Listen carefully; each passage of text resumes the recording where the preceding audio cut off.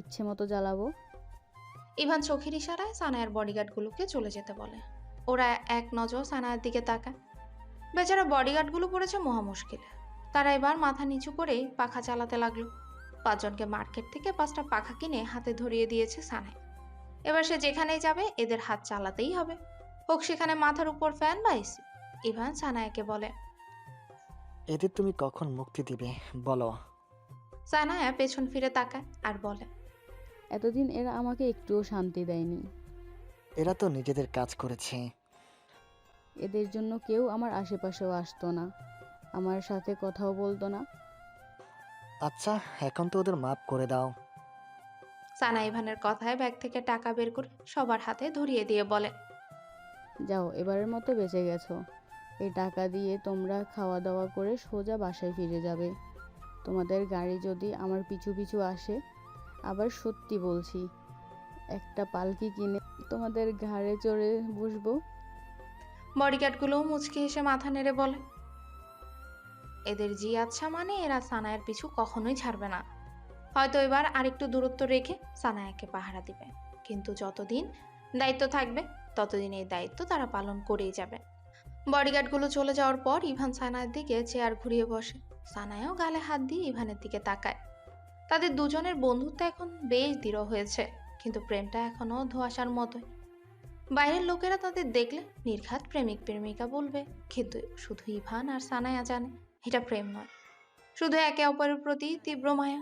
সানায়া যদিও এখনো ইভানকে ভালোবাসে, কিন্তু সে নিজের ভালোবাসা এখন আর প্রকাশ করে না। ইভান যেহেতু বন্ধুত্ব চায়, তাহলে তাদের মধ্যে বন্ধুত্বই থাকুক। ইভান এবার গলা ছেড়ে বলে। একটা কথা বলার ছিল। সানায়া গালে হাত দিয়ে মাথাটা একপাশে হেলিয়ে রেখে বলে, তোমার কথাগুলো শুনেই তো সব কাজ ফেলে চলে এসেছি। ইভান বলল। সানা, আমি বিয়ে করার সিদ্ধান্ত নিয়েছি। ইভানের কথাটা শুনে সানায়া অবাক হয়। ইভান আবারও বলে।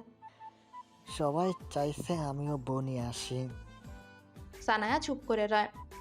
ইভান সানায়াকে চুপ করে বসে থাকতে দেখে বলে, বিয়ের পর আমাদের বন্ধুত্ব আগের মতো থাকবে কিনা আমি জানি না। সানায়া মলিন মুখে বলে, আমার কোনো সমস্যা নেই। আমি তোমার নতুন জীবনের কোনো সমস্যা সৃষ্টি করব না। তো মেয়ে কি পছন্দ হয়েছে? হ্যাঁ, মেয়ে আমার ভালোই লেগেছে। আমার ভালো লেগেছে, তাই সবার কোনো আপত্তি নেই। অরেনিকার সবচেয়ে বেশি ভালো লেগেছে। আচ্ছা, বিয়ে কখন করছো? এখনো কথাবার্তা হয়নি, ভাবছি মেয়েটার সাথে সবার আগে কথা বলবো। সে রাজি হলে কিছুদিন মেয়েটাকে ভালোভাবে জানবো, ভালো একটা সময় কাটাবো, তারপর বিয়ে করব। সানায়া মলিন হাসে। সে ইভানের দিকে কোল্ড ড্রিঙ্কস এগিয়ে দিয়ে বলে, তাহলে কি আজ আমাদের লাস্ট লাঞ্চ? ইভান হঠাৎ দাঁড়িয়ে গেল। সানায়া ভ্রু কুঁচকে তার দিকে তাকিয়ে রয়।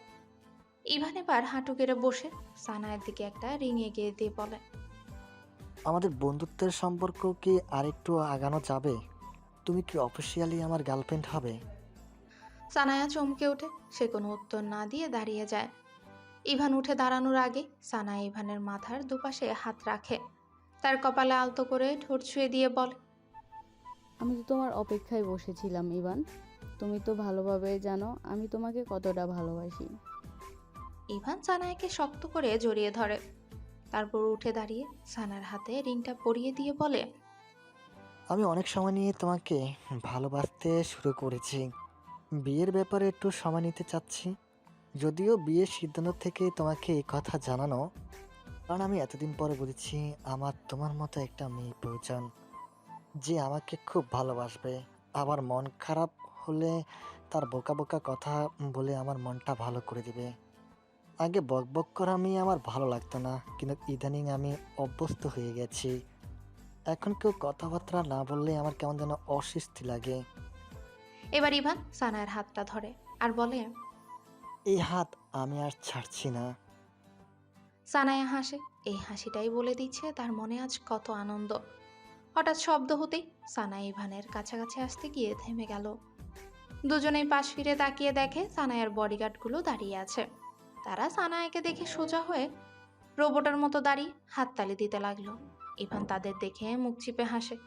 সানায়া দাঁতে দাঁত চেপে উঁচু গলায় বলে, তোমরা এখনো যাওনি? যাও এখান থেকে।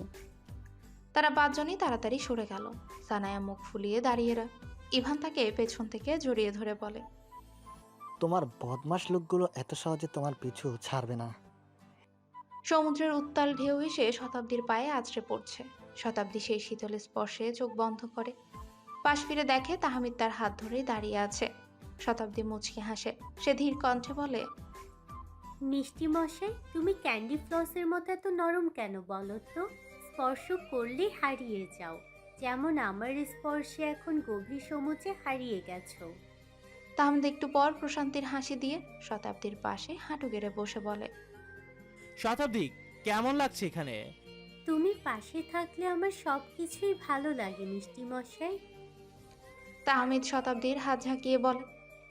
কিছু তো বোঝাও।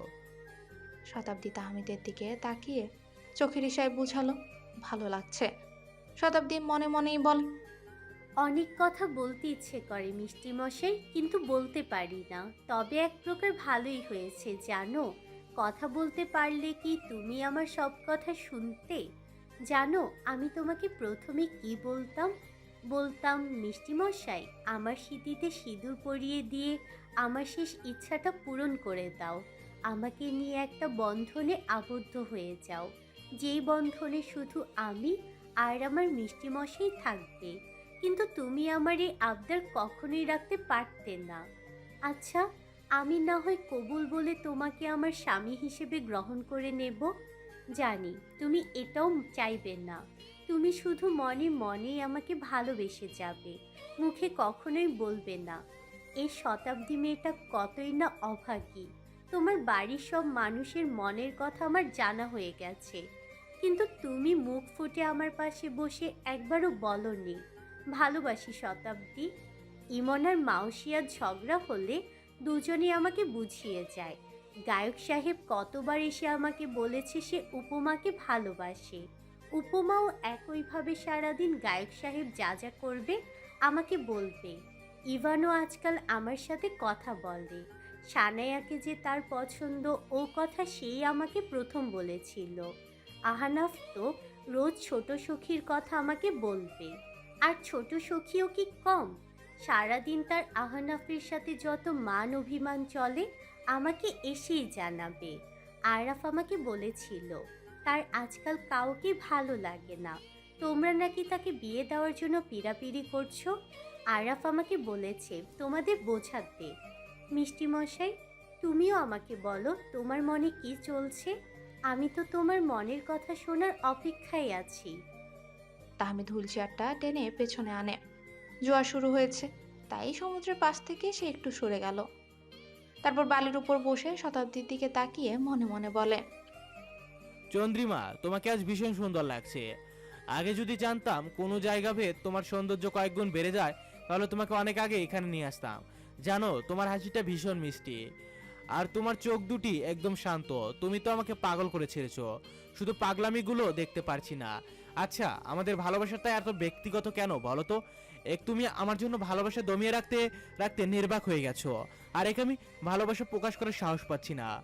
আমাদের ভালোবাসাটা ভয়ঙ্কর, কিন্তু এই ভয়ঙ্কর অনুভূতি আমাকে অনেক শান্তি দেয়। দেখো, ভালোবেসেও কখনো তোমার বুকের সাথে জড়িয়ে ধরে রাখতে পারিনি, এখনো একবারও তোমার শান্ত চোখে ঠোঁট চুয়াতে পারিনি। এসব হয়তো আর হবেও না, কারণ আমাদের ভালোবাসা তো আত্মার সাথে আত্মার। এখানে কোনো শারীরিক স্পর্শ নেই। তুমি আমার কাছে চন্দ্রিমা হয়ে থাকবে, যাকে স্পর্শ করা অসম্ভব, যাকে শুধু দেখা যাবে আর ভালোবেসে যাবে। আর আমিও তোমাকে দেখব আর মনে মনেই ভালোবেসে যাব। তাহমিদ শতাব্দীর হুইল চেয়ারের হাতলে মাথাটা রাখে। শতাব্দীর ইচ্ছে করছিল তাহমিদের ঘন চুলে হাত ডুবিয়ে দিতে, কিন্তু পারল না। তার হাতে যে সেই শক্তিটা নেই, কিন্তু তার মনে যে প্রচন্ড শক্তি আছে, ভালোবাসার শক্তি। তাই সে চোখ বন্ধ করে অনুভব করলো তাহমিদ তার কাঁধে মাথা রেখেছে, আর সে আলতো হাতে চুলে আঙ্গুল চালাচ্ছে। তাহমিদ শতাব্দীর হাতে স্পর্শ পেয়ে প্রশান্তির শ্বাস নেয়। সেই প্রশান্তিটাই শতাব্দীর মনকে শান্ত করে তোলে। এদিকে হাসপাতালের বারান্দায় দাঁড়িয়ে আছে রাহি আর আরাফ। সাইমের স্ক্রিনে সমস্যা হয় তাকে নিয়ে। রাহি আর তার শাশুড়ি আরাফের কাছে এসেছে। আরাফ ভালোভাবে দেখে তাকে ভর্তি করিয়ে দিতে বলে। যদিও সাইম দুদিনের মধ্যে অনেকটা সুস্থ হয়ে গেছে, সাইমকে চেক আপ করে বারান্দায় এসে দাঁড়িয়েছে আরাফ, আর তার পিছু পিছু রাহিও এসেছে। দুজনে চুপচাপ দাঁড়িয়ে আছে। রাহি নীরবতা ভেঙে বলল, আপনি বিয়ে করছেন না কেন?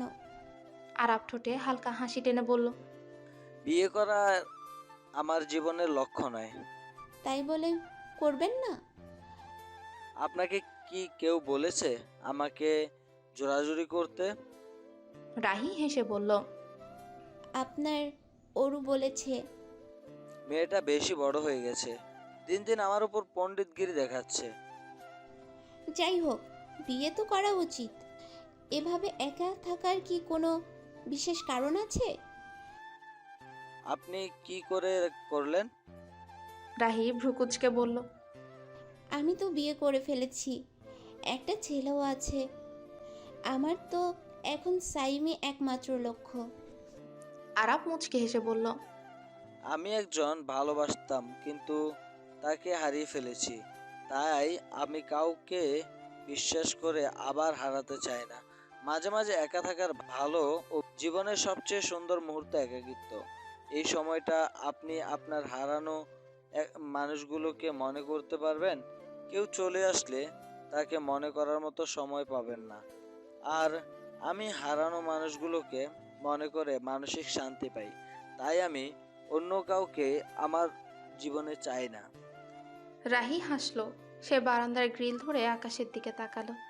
সারাদিনের ব্যস্ততার পর যখন সাইমকে ঘুম পাড়ানো হয়ে যায়, তখন সে সাইলের রেখে যাওয়া স্মৃতি আর প্রতিটি জিনিস হাতড়ে হাতড়ে মানসিক শান্তি খুঁজে পায়।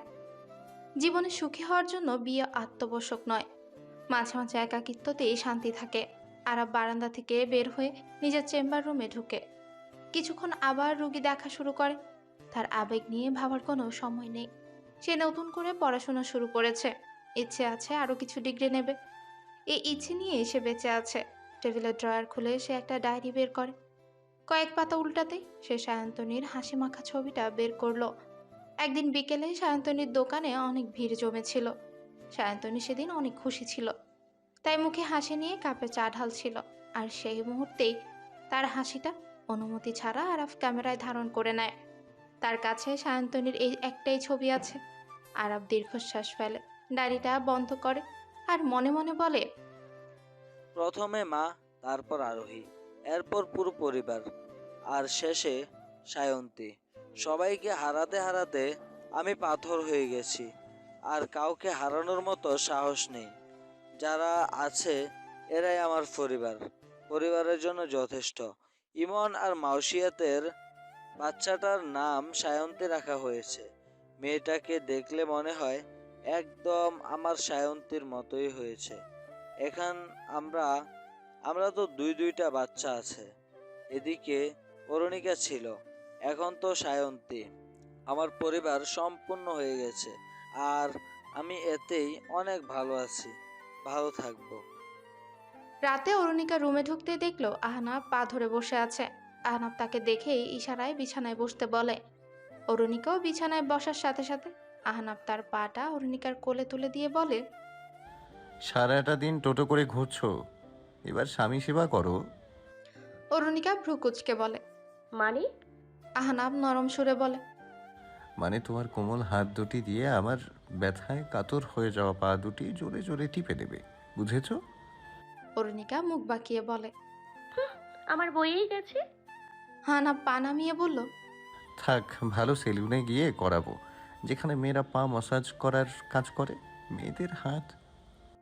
অরুণিকা আহনাফকে আরো কিছু বলতে না দিয়ে তার পাটা টেনে ধরে, শরীরের শক্তি দিয়ে পা টিপে দিতে লাগলো। আহনাব বালিশে আয়েশ করে শুয়ে বলে। দাঁড়িয়ে থাকলে বেশি আরাম লাগতো। অরুণিকা দাঁত কিরমিরে তাকাতেই আহনাব বলল, আমার হরুটা যখন পিচ্ছি ছিল, তখন আমি যখনই বলতাম আমার পায়ের ওপর হাঁটতে, ও হাঁটতো। বউ হওয়ার পর অরুণিকা এবারও আহনাফকে থামিয়ে দিয়ে তার পায়ের উপর উঠে দাঁড়ায়। আহনাফ মুচকি এসে চোখ বন্ধ করে। অরুণিকা বুঝে না আহনাফের বর নাকি শত্রু। প্রতিদিন অফিস থেকে বাসায় এসে কোথায় তার সাথে গল্প করবে তা না, এসে অরুণিকাকে দিয়ে হাত পা মাসাজ করার জন্য বসিয়ে দেবে। অরুণিকা একপাশে বসে আহনাফের দিকে তাকিয়ে রয়। হঠাৎ তার মাথায় একটা বুদ্ধি এলো। ড্রয়ার থেকে তেলের বোতলটা বের করে আহনাফের পুরো পায়ে তেল ছিটিয়ে দিল। গেঞ্জি পরা তাই আস্তে করে গেঞ্জিটা উঠিয়ে বুকের উপর গলার পাশে তেল ঢালতে লাগলো। তেল জিনিসটায় আহনাফের কাছে অ্যালার্জি। সে তরল কিছু অনুভব করে চোখ খুলে দেখলো তার পুরো গায়ে তেল। সে দাঁতে দাঁত চেপে বিছানা ছেড়ে মেঝেতে পা রাখতেই পিছলে পড়ে আবার বিছানায় বসে পড়ে। অরুণিকা তেলের বোতল নিয়ে রুম থেকে দৌড়ে বের হয়ে নিচে নেমে গেল। প্রায় 1 ঘন্টা ধরে অরুণিকা নিচে বসে আছে। সবাই অরুণিকার হাবভাব দেখে বুঝলো সে একটা কাণ্ড বাঁধেছে, কিন্তু কেউ তাকে কিছু জিজ্ঞেস করলো না। কিছুক্ষণ পর সবার ধারণাই ঠিক হলো। আহনাফ ভেজা মাথায় রাগী মুখ নিয়ে সিঁড়ি বেয়ে নিচে নামে। অরুণিকার দিকে তাকিয়ে শীতল কণ্ঠে বলে, রুমে আসো। অরুণিকা আরাফের পেছনে নিজেকে আড়াল করে বলে। আরাফ, আজকের মতো বাঁচাও, নয়তো আমাকে মেরেই ফেলবে। আরাফ আহনাফকে শান্ত করার জন্য সামনে এগোতেই আহনাফ বলল, এই ফাজিল মেয়েটা আমার পুরো গায়ে তেল ঢেলে দিয়েছে, এখনো তেলগুলো যাচ্ছে না। আমি 1 ঘন্টা ধরে ওর জন্য শাওয়ারের নিচে দাঁড়িয়ে আছি। আমি যদি অসুস্থ হই, এই মেয়েকে আমি তেলের ড্রামে ডুবিয়ে রাখবো। অরুণিকা উপমার কাছে এসে কাচুমাচু মুখে দাঁড়িয়ে রইল। তুর্য আর তাহমিদ উঠে এসে এবার আহনাফকে শান্ত করতে লাগলো। আহনাফ কোনোভাবেই শান্ত হচ্ছে না। সে অরুণিকার কাছে এসে তেলের বোতলটা টেনে নিয়ে বলে, আমার উপর তেল ঢালা? আহনাফ অরুণিকার গায়ে তেল ঢালতে যাবে। অরুণিকা তখনই ইভানকে টেনে তার সামনে দাঁড় করিয়ে দেয়। ইভান মাথায় হাত দিয়ে ভ্রুকুচকে আহনাফের দিকে তাকায়। অরুণিকা আহনাফের দিকে তাকিয়ে মুখ চেপে হাসতে লাগে। এমন পরিস্থিতি সামলানোর জন্য অরুণিকাকে টেনে সরিয়ে দিল। সবাই চুপ করে দাঁড়িয়ে আছে। অরুণিকা একটা কাপড় ভিজিয়ে ইভানের দিকে এগিয়ে দিল। ইভান চোখ লাল করে অরুণিকার দিকে তাকিয়ে আছে।